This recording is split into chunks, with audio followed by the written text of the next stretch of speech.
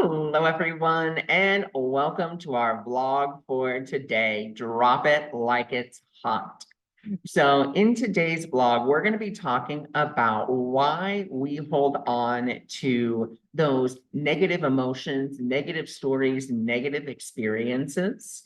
And then we're also going to be looking at some tools and tips that we can use to really drop it like it's hot, regardless if we have been holding on to this for a day or if we've been holding on to it for 10 years. Doesn't matter. These tools we can use. So let's go ahead and let's start with why is it that we have this tendency to hold on to these negative emotions, negative experiences, and negative stories? Because before we even get into that, I want to ask you a very important question. How's that working out for you?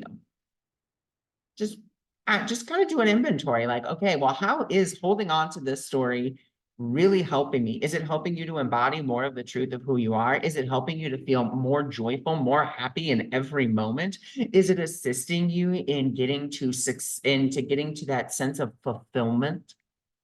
If it's not helping you with any of those, then why are you holding on to it? And this is why you're holding on to it, because you value it. And you may be balking at that and being like, no, I don't value this. No, I want nothing to do with it.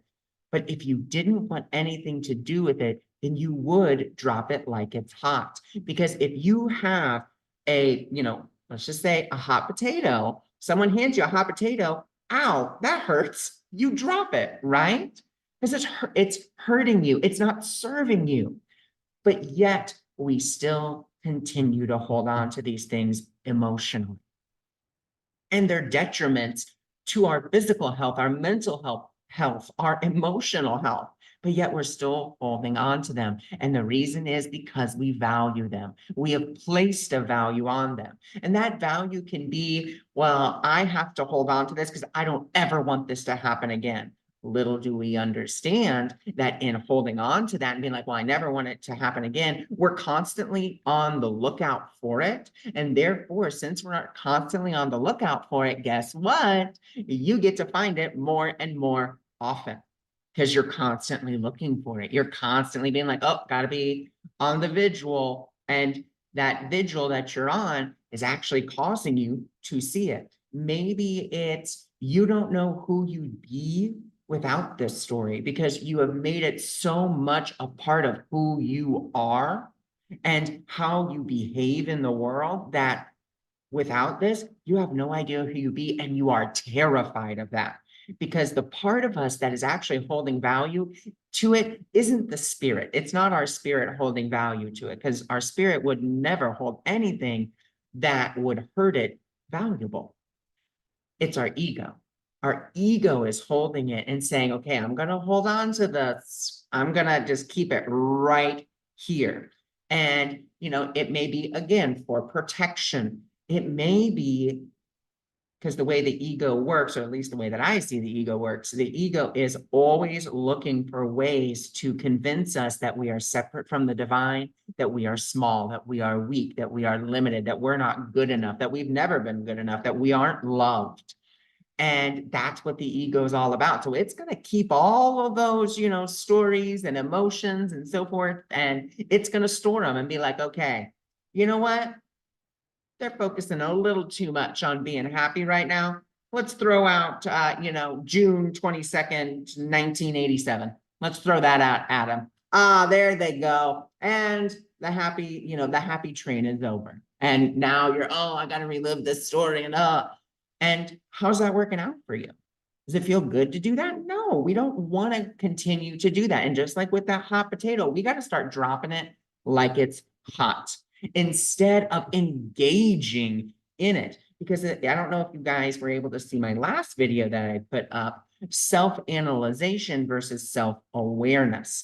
And a good majority of the time, what we are engaged in is self-analysis. We're not engaged in self-awareness. Remember, self-awareness is just asking the question why, and then, getting some random answer and then being like, okay, great, done. Where self-awareness is asking the question why in order to understand. And that's what we want to do. And that's what these tools are going to help us to do. So we're going to be able to start letting go. We're going to, number one, start to see what we're valuing. And then number two, we're going to start being willing to let go of those things that we're valuing. So one of the tools that we can start to use for this is simply, if it's a story, regardless if it's a day old or 10 years old, I can guarantee you that you can relive it just like it was happening. You feel all the emotion, you feel it all. It may be a little duller if it's been a little bit longer, but that emotion is still there. So what you can do, and with this tool, I want to encourage you to write it down, not on your phone. Don't write it on your phone. Get a piece of paper, get a pen, pencil, colored pencil, crayon, whatever, and write it down. Because that physical movement of simply writing it down, seeing it on paper, and really being able to hold that paper and hold that writing implement is so powerful. And it's so powerful because once we are writing something down, we are naming it and we are claiming it. And once we name it and claim it, then we can gain that understanding. Then we can really start to be like, wow. So this is just tool number one. Tool number one is you can go ahead, write down that whole story. And I mean, I don't care if it's 20 pages long. Write it in excruciating detail, the best detail that you can, the way that you felt, the way that, everything occurred. Write it down. Then, after you have written it down, I want you to go ahead and I want you to go ahead and reread that story. As you are reading that story, just kind of circle, underline, highlight the parts that are really affecting you the most, whatever those may be. Whatever, if it's an emotion, the way someone said something, the way that this person acted, whatever it is, okay? Then after you have those, I want you to get either on the back of that piece of paper, getting another piece of paper, and I want you to write those down, okay? After you have then written those down, here's this part, okay? This is very important. You can put a little asterisk, you can, make a little dash, you can write below it, whatever it is.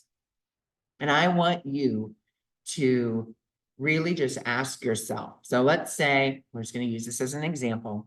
We're just going to say that and we're going to use one from my life. And this is something that I have gained such understanding through. So when I was younger, I had written something. And, we were supposed to get it peer reviewed and I wasn't there that day. So I had the teacher review it. And the teacher basically with her red marker, her red pen actually, marked up that paper and basically handed it back to me and giggled. And, because I had spelled pins instead of P-E-N-S, I added a letter in there, which made it a different word. Well, I took it as she was laughing at me because I had gotten all these red marks and that I was just a failure at life and, so forth and so on. And so now I can be like, okay, well, what affected me the most from that story? Well, for me, it was that laugh. Okay, that's one thing. So I can now ask myself, well, why did that laugh affect me? That laugh made me feel bad because. Then we're going to respond, not react, okay? And that's another big key here. We're going to respond with the first thing that comes to our mind. That upset me because. First thing that comes to your mind. Then you go forward, okay? And so let's say, well, that upset me because it made me feel like I wasn't good enough. And because I had already felt like writing wasn't necessarily my forte. And I feel like writing isn't my forte because I wasn't a very good speller. And not being a good speller and not having good grammar. And feeling bad for people to read my paper. And that made me feel bad because, and then you just keep going until one of two things. Either you're like, okay, well, I can see from, that perspective, from my perspective, I can see that I had basically said that because I got all these red marks, because there wasn't good punctuation, because there wasn't good spelling, because she laughed, I then decided in that moment, I was not a good writer. That's it. And I just wasn't going to write things anymore. I was just going to I was only going to speak things. I was only going to talk. And if I had to write something, I was going to let everyone know that I wasn't good at it. Well, how did that work out for me? Not very well, because then, when you get into higher grades and you're sitting there, writing something, you need that punctuation. You have to go through that stuff. And, teaching you, I would say that I had such resistance to learning good grammar and good spelling because I was like, well, I'm just not going to do it because I'm just not good enough because I just can't. And that's what it was for me. And so then you can either get to that understanding and be like, wow, okay, well, do I want to carry that story around? No, because for those of you that know, you know that I write posts, I write write-ups for the weekly or monthly, things that I do. I write emails, so forth and so on. I write descriptions for these YouTube videos. So I have been able to put that red pin down per se and be like, okay, you know what? I'm willing to see this differently. I'm willing, instead of being scared and this and that, I'm going to drop that because it's not serving me. It's not helping me. I don't want to value that story anymore. What is the point of valuing it? There is none. It doesn't help anything. It's not helping me. And it's not helping anybody else because someone may really need to read the words that I've written. Okay. So that's number one, if you can come to that understanding. Number two, if you start to go into a loop of being like, well, let's just say it's about money. Well, I've never been, my family's never been good financially. So therefore I can't be good financially. And we're just not good with money. And money's just so hard. And you just kind of keep on going at that. Stop. This is not the tool for you. But it's okay, because guess what? We have tool number two. And tool number two is really to get you to drop it like it's hot when you are in the midst of that trigger, okay? Be it for money or whatever. You can use this for anything. And what you're going to do is at the moment that you start to feel that uncomfortableness, that trigger, okay, what must I believe in order for this to be happening?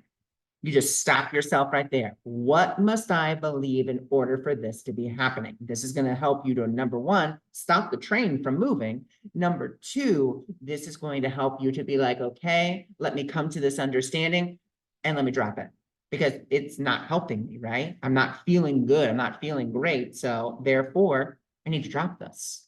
So what must I believe in order for this to be happening? Let's say you go to the bank and your account's negative by like $2. And that really upsets you because you really like to keep your account balance like up and good and great. And this negative $2 is just, triggering you. Okay, what must I believe in order for this to be happening? Well, I must believe in lack. I must believe in scarcity. I must believe that I will not be provided for. I must believe that money's really hard. I must believe that if I go negative, that I'm a bad person. Like whatever the case may be, just those things, whatever comes to you, just say them out, say them out, say them out. Then what we're going to do is we're just going to say to ourselves after we've kind of done that, I forgive myself. Okay. I forgive myself for believing all of those things. And I am willing to see the truth instead of my dream. Okay. And all that's doing is you're saying, okay, that's my story, or that's my, baggage, whatever. I'm dropping it. Spirit, I'm willing to see this differently. And that's all it takes is your willingness. Okay. But that's a big key. You have to be willing to go there and to do that tool in order for you to begin to drop it and be like, okay, I now have the understanding of these are all my beliefs and ideas about it. I don't want that anymore. That's not something that I want. So I'm willing to see the truth. You don't have to know what the truth is. Now, if you want to, put something in there to assist you in kind of getting on a better track of mind, then you can and be like, okay, you know what? I'm seeing this negative, account balance, and this doesn't mean anything. It only has the meaning that I've put on it. That's it. It only has the meaning that I put on it. And I am willing to remember the truth. And this is just for me. You don't have to use this. You can use whatever words feel good to you. But if I were to see that, I would be like, okay, God did not create me to be lacking in any way, shape, or form. That's just not the truth. And I am just willing to see the truth instead of this. And then maybe I'll find $5 on the floor. Maybe, whatever. Or I want the miracle instead of this. Something else you can say. Or I could see peace instead of this. So many different things that you could say in order to negate and drop those emotional, we don't want it. Don't want it. Drop it, drop it, drop it as soon as you can. And it doesn't mean just because we're dropping it that we are spiritual bypassing. It doesn't mean that we're asking the question. That's what these tools are helping us to do, to ask the question to gain the understanding. We have a tendency, again, to analyze and be like, okay, well, why am I, it's great to ask the, why am I feeling this way? Well, it must be because bop, bop, bop. But then we have a tendency to just analyze and keep analyzing and keep going, or to get to an answer and then be like, okay, done. And then we don't really do anything with it. We're not handing it to spirit. We are not asking for the miracle. We're not saying anything. We're just like, okay, yeah, that's it. Sucks for me. That's, again, how's that working out for you? Probably not too well. And you probably still have those triggers and things happening. Why? Because you're still valuing them, because you still have a value for them. If you want that spiritual liberation, if you want that emotional liberation, then you have to be willing to let go of the value that you have for that story, for that emotion. And I want you to ask yourself that question that my friend will ask me. How is that working out for you, holding on to this story or holding on to this emotion? How's that working out for you? And so those are just two tools that you can use to begin to really start dropping it like it's hot. What's the point of me holding on to this? What is this? Who's it serving? Is it serving me? Is it serving another person? No? Then why keep it? Why am I going to keep this? It's not helping me. So why am I going to continue to relive it again and again and again? Because believe you me, we can justify anything. Oh, well, I got to keep this because, blah, blah, blah, blah, blah, blah, blah. We don't want to justify it. This is an experience. That's another thing that you can do. We'll kind of call this, not experiment, but I guess we'll just call it exercise or tool number 3 with, okay, this is an experience that I'm witnessing. Okay, I'm witnessing this experience. It was an experience. What can I learn from it? What can I gain from it? Instead of, okay, oh my God, I got to hold on to all of this, stuff. And that we don't want to hold it on. We can process the emotion. We can allow, like, yeah, my feelings are really hurt by that. And my feelings were hurt by that because I felt really attacked. And what part of me really felt attacked? Well, that's that ego part of me that says, I have to be right all the time, or that I was right and that they need to just recognize that I'm right. Well, do you want to be right? Do you want to be happy? Which one? And again, that doesn't mean that you're not taking action. You're not, if there is a wrongdoing that happened that you don't, if someone hurt you, it's something you're like, okay, well, why did this happen? And then you don't go to the police, or you don't go to someone that you can, that can help you. It just means we're dropping that energy. We are processing it, allowing it, letting it flow, and then taking responsive action instead of reactive action. Okay. Or passive, kind of just going into our shells and being like, nope, not going to look at anyone or anything anymore. Nope, I'm good. We're processing it. Okay. And that's what this is really to help us do, to process it in that moment, or when we feel like we best can, like, sit down and be like, okay, let me process this. So again, this is not spiritual bypass. This is about you taking the opportunity to really look at, what are my thoughts, beliefs, and ideas about this? Do I want to continue to keep them? If I don't, okay, great. I'm willing to give them over to spirit. I'm willing to drop the value, because I don't see how holding on to this is going to help me to embody more of the truth of who I am, to be more joyful, to be more happy. So I thank you for joining me. I thank you for being here.